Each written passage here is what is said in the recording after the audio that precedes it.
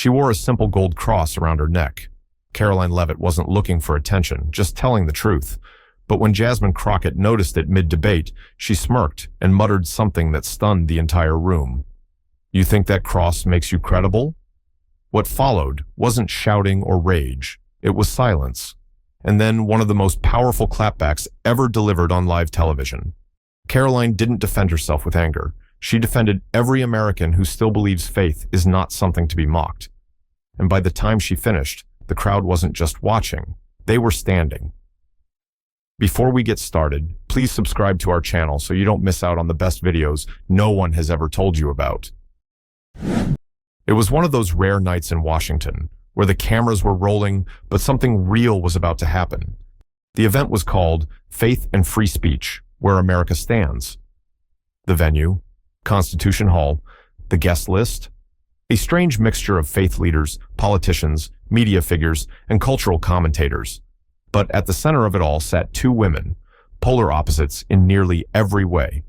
To the left of the stage, Congresswoman Jasmine Crockett, dressed to impress, confident, firebrand liberal, known for her viral clips and even more viral insults. To the right, Karoline Leavitt, soft-spoken but razor-sharp former White House press secretary, rising conservative voice, new mother, and proudly wearing a modest gold cross around her neck. No one expected this to be a calm discussion, but what no one saw coming was just how far one comment would go. The moderator, a syndicated journalist named Alex Carmichael, welcomed the audience and panned across the table. This evening, we're here to discuss how faith, speech, and freedom intersect in America. Our guests tonight represent very different visions for that future. And he was right. The conversation began politely enough. Talking points were exchanged. Legal terminology flew. Karoline cited the founders, Jasmine cited trending hashtags. Karoline talked about church groups being censored on social media. Jasmine talked about how religion was being used to suppress progress. The crowd was mostly quiet, watching, weighing. Many were older, dressed in suits and Sunday best. Veterans, school teachers, pastors, retired factory workers, people who had lived long enough to know when something didn't feel right. Then, around the 28-minute mark, it happened. Karoline was in the middle of a response about religious liberty and the First Amendment. Her tone was calm, thoughtful. "Faith isn't political," she said. "It's personal. But in America, we protect both. I wear this cross not as a political statement, but as a reminder of who I am and who I serve." She said it with grace, with honesty, without preaching. That's when Jasmine leaned toward her mic, tilted her head, and let the words fall out. "Oh, please, you really think that little necklace makes you credible?" The room went still. A few people in the audience shifted. One woman gasped. A man in the third row shook his head, clearly stunned. Karoline blinked, once. The moderator's eyes darted to his notes, clearly rattled. But Jasmine wasn't done. "I mean, really," she said, smirking. "Wearing a cross to score political points? That's old-school manipulation. And let's be honest, it's kind of performative." Silence. Karoline didn't move. Not yet. Because the insult hadn't just hit her. It had hit everyone watching, whoever wore their faith proudly in public. It hit the grandmother in Ohio who wears a crucifix to the grocery store. It hit the veteran who prayed in a foxhole. It hit the black churchgoer in Alabama who still kneels at the altar every Sunday morning. It hit home. And in that pause, in that sacred American silence, something began to shift. The camera panned slightly to Karoline. Her cross caught the light again, and her lips parted, not in anger, but in grace. But she didn't speak yet. Not here. Because she knew this deserved more than a reply. It deserved a reckoning. She sat back, adjusted her blazer gently, and folded her hands. Her eyes didn't leave Jasmine, but her face didn't change. Calm, composed, controlled. The moderator, still shaken, tried to intervene. "Let's keep this conversation focused on policy." But it was too late. The crowd had felt it. The moment had cracked open. Jasmine Crockett had done something millions of Americans were tired of watching. She mocked someone for their faith. Not their policy, not their platform. Their faith. And it wasn't just political anymore. It was personal. Because for the first time in a long time, someone was being mocked on national television. Not for being corrupt or controversial, but for believing in God. And everyone in that room, everyone watching from home, felt it. In Kansas, a small church paused Bible study and turned up the volume. In Florida, an elderly couple watching from their living room leaned closer, the husband gripping his wife's hand. In Texas, a young Marine on leave from duty texted his dad. Did she really just say that? And back in the room, Karoline finally exhaled. She didn't speak. Not yet. But the fire was coming. Because the one thing you don't do, especially in front of an audience that still says grace before meals and sings hymns on Sunday, you don't mock the cross. And Jasmine Crockett had just learned that the hard way. Karoline took a breath so soft it barely moved her shoulders. She didn't rush. She didn't react. Instead, she reached up and gently touched the cross at her collarbone. Her thumb ran across it, once, as if drawing strength from something unseen but unshakable. And then, with the stillness of someone who's prayed through storms, she leaned forward and said 6 words that changed the entire atmosphere. I didn't bring this for you. Jasmine flinched, just barely, but the audience noticed.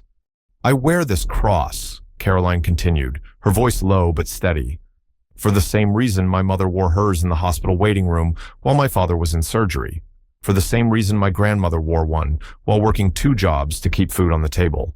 I wear it for every American who's been told to hide their beliefs, to keep a job, or keep a friend, or keep quiet. Her voice didn't rise, but somehow it filled the hall. And to the millions watching at home, she said, her eyes locking onto the cameras, if you've ever been made to feel small because of your faith, know this. The cross around your neck isn't a weakness. It's a warning. The room fell completely silent. Karoline sat back slightly, letting the words settle. It's a warning, she said again, to every person who ever thought mocking someone's belief made them smarter, because faith doesn't make us lesser. Faith is what made this country, and I'm not ashamed of it. A gasp, then a ripple of clapping from the right side of the audience, then another, then more. And Jasmine? She crossed her arms, tight. I wasn't attacking your belief, she said sharply. I was calling out the theatrics. You people always think you're being persecuted when someone disagrees with you. You didn't disagree with my idea, Karoline said calmly. You insulted my identity. She leaned in just slightly. And let me be clear. If you think a cross is a costume, you've already admitted how far you've drifted from what built this nation. Another round of applause broke out, louder, firmer. This wasn't a campaign stop. This wasn't viral grandstanding.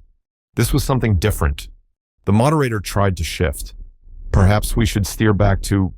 But the crowd wasn't ready to move on. A woman stood up from the back row, maybe in her 70s, with white hair and a cardigan that looked handmade, and said loudly, Thank you, Karoline. Karoline nodded gently.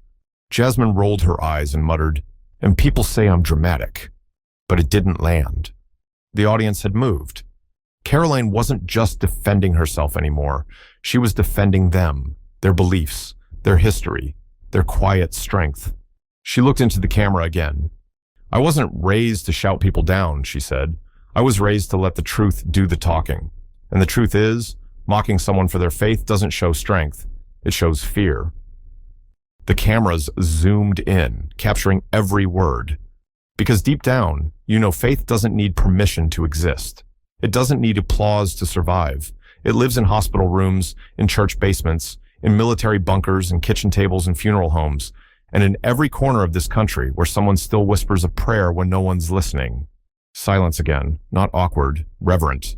Karoline picked up her water, took a sip, and placed it back down. Then she smiled, just slightly. I didn't come here to be celebrated, she said. I came here to remind this country of what it forgot. And across the nation, on phones, on TVs, in nursing homes and living rooms, people felt it. Not just the words. The weight. By the time Karoline's final words landed, a different kind of hush filled the room. Not from tension, but reverence. Even those who didn't normally agree with her politics were sitting still, unsure whether to applaud again or simply take in what had just happened. Jasmine leaned back in her chair, jaw set, eyes flickering with discomfort. She had come into this forum thinking she would control the room. But suddenly, she wasn't the sharpest voice on stage. She was the loudest in a room that had stopped listening. The moderator shifted uncomfortably, unsure how to regain control. But Karoline made it easy for him. She didn't gloat. She didn't press. She just folded her hands in her lap and waited. And then, something unexpected. An elderly pastor in the front row stood up, slowly. He adjusted his glasses, looked directly at Karoline, and simply said, "You spoke for millions of us tonight. Don't let them shame your light." The crowd murmured in agreement. A woman near the back wiped her eye. Even the camera crew zoomed in tighter, as if they knew they were capturing more than news. They were capturing a moment. But Jasmine, she couldn't leave it alone. "I just don't understand how wearing a symbol makes you untouchable," she snapped, turning toward Karoline. "It's not holy armor, it's jewelry." Karoline didn't even flinch. "It's not about being untouchable," she said gently. "It's about being unwavering." She turned to the audience. "Let me ask you all something," she said. "When did we start treating faith like a punchline?" The question hung in the air. No one answered. They didn't need to. We used to build our communities around churches. Now we build them around screen time. We used to bow our heads to pray. Now we bow to trends. A small wave of clapping started, this time slower, deeper, as if each person was clapping more with their soul than their hands. Karoline continued. "I don't wear this cross because I think I'm better. I wear it because I know I'm not. I know I've needed grace. I've needed strength I didn't have. I've faced nights darker than politics could ever touch. And in every one of them, it wasn't a platform that carried me. It was prayer." Even Jasmine couldn't find a retort. Because this wasn't just a defense of Christianity. It was a defense of every quiet strength that still holds America up. The moderator looked down at his notes, then glanced at Karoline. "Would you like to close out this segment?" Karoline smiled softly. "No," she said. "I think the people already heard what they needed." And with that, she sat back, still, calm, unshaken. Across the country, phones lit up. "Did you see what Karoline just said?" She didn't raise her voice once, but she leveled the room. "My grandmother said that's the kind of woman we need in leadership." Clips were already going viral, but not for shock value, for stillness, for strength, for the kind of clarity that cuts deeper than outrage ever could. At that moment, something became undeniable. Karoline Leavitt wasn't just fighting for herself. She was standing for every forgotten voice who still believes in God, family, and the right to wear both proudly. Clips of Karoline's defense of her faith spread like wildfire across social media, not with flashy edits or dramatic music, but raw, quiet footage, millions of views within hours. She didn't flinch. She spoke for me. This is why faith matters. Hashtags like #SheChanFaith is not jewelry, and We Stand, with Karoline began trending from coast to coast. In nursing homes, church pews, and small-town diners, people talked about her like they hadn't talked about a politician in years. Not because she attacked, but because she stood tall. Meanwhile, Jasmine faced backlash, not from the press, but from real Americans. A retired firefighter from Wisconsin wrote on his Facebook, "My daughter gave me this cross before she passed. I wear it every day. If that's performative, then God help this country." A grandmother in Tennessee called into a local radio show and choked up, "We used to teach kids to respect what the cross meant. Now they're mocked for it. That young woman reminded me we're not alone." Even some voices on the left quietly admitted Jasmine's comments had crossed a line. But Karoline didn't gloat. She didn't go on a media tour. She posted only a single message. To everyone who's ever been mocked for believing, don't bow your head in shame. Bow it in prayer. Then she showed up the next morning at a community center in Norfolk, Virginia. No camera crew, no political stage, just folding chairs and a room filled with mostly seniors, veterans, retired teachers, pastors' wives. She walked in holding her infant son and wearing the same gold cross. She spoke with no notes, only truth. "They wanted me to feel small," she said, "but the God I serve, he's never made anything small." Applause. I wasn't trying to win a debate. I was trying to remind this country what we're built on, and it wasn't mockery, it was meaning. Hands lifted in quiet amends. People wept, not because they were sad, but because they were seen. The next day, Karoline received a letter, handwritten, from a 92-year-old World War II widow in Pennsylvania. It read, "My husband carried a small wooden cross in his breast pocket every day through the war. He used to say, 'If I go down, I want to go down holding onto something that matters.'" Thank you, Karoline, for reminding America what still matters. Karoline read the letter aloud to her team and cried. Not because she was proud, but because she knew this wasn't about her anymore. It was about a country remembering its roots. And Jasmine? She tried to backtrack, claimed her words were misinterpreted, but the crowd had already shifted. The insult didn't spark a scandal, it sparked a revival. In Alabama, a high school senior asked to wear her cross during graduation despite school pushback. If Karoline can do it on national TV, I can do it on my stage. In South Carolina, a pastor rewrote his Sunday sermon, "The Cross and the Clapback, Why Quiet Faith Still Wins." In Idaho, a town council voted unanimously to allow nativity scenes again after watching the footage together. It wasn't just commentary. It was course correction. Because when faith gets mocked and someone finally pushes back, not with rage, but with righteousness, it awakens something in the soul of a nation. Karoline didn't just answer Jasmine. She answered decades of quiet disrespect. And in doing so, she gave voice to millions who've been silently bowing their heads, not in shame, but in patience. Days passed, but the moment didn't fade. It grew. What Jasmine Crockett thought would be a passing jab had instead ignited something America hadn't felt in years, conviction. Karoline returned to Washington, not as a politician seeking airtime, but as a mother, a believer, and a voice of millions whose faith had long been sidelined in public life. When she walked through the Capitol doors days later, the halls fell into a quiet kind of respect. An older senator stopped her. "My wife watched your speech 3 times, he said, lowering his voice. She said it was the first time she's cried over politics in a decade. Karoline nodded. She knew what he meant, because it wasn't politics anymore, it was personal.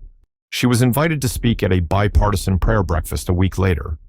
The room was full, congressmen, staffers, journalists, faith leaders. People who didn't normally agree on anything bowed their heads at the same moment. When Karoline stood to speak, she carried her baby in one arm and wore that same cross around her neck. "I was told this necklace was just jewelry," she said, "but I've seen now what it really is. It's a symbol of perseverance, of belief, of courage under pressure. It's a target, but also a shield." And then she paused. "I don't care what letters come after your name, Republican, Democrat, Independent.